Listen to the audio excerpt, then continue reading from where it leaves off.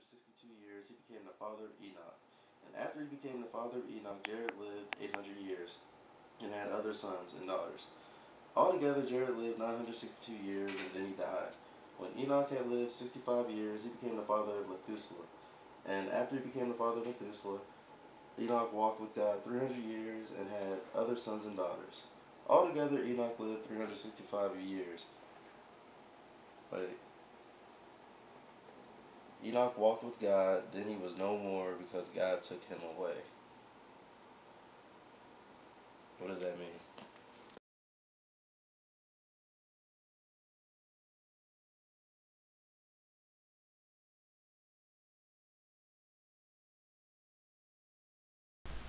The first question that comes to mind when wondering what happened to Enoch is, where did he go?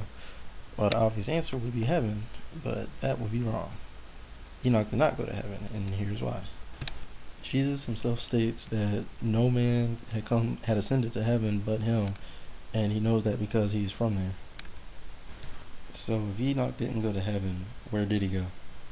Well, I'll try and answer that question after we explore what the Bible meant when it mentioned that Enoch walked with God.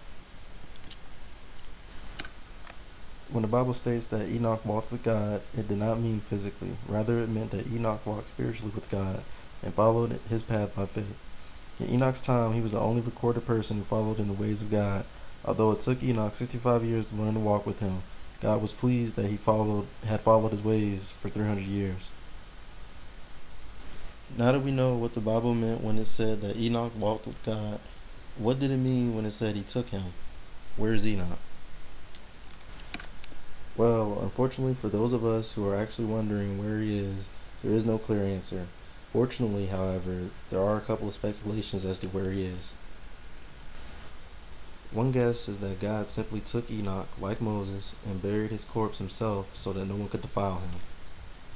Another guess is that God took Enoch and translated, which by the way means transported or took him to the first heaven. Yes, there are 3 heavens that are mentioned throughout the Bible. The first heaven is the sky or atmosphere, the second heaven is outer space, and the third heaven is spiritual heaven or paradise. Anyways, getting back to the main point, no one really knows what happened at the end of the Enoch story, and no one probably ever will until the second coming of Jesus.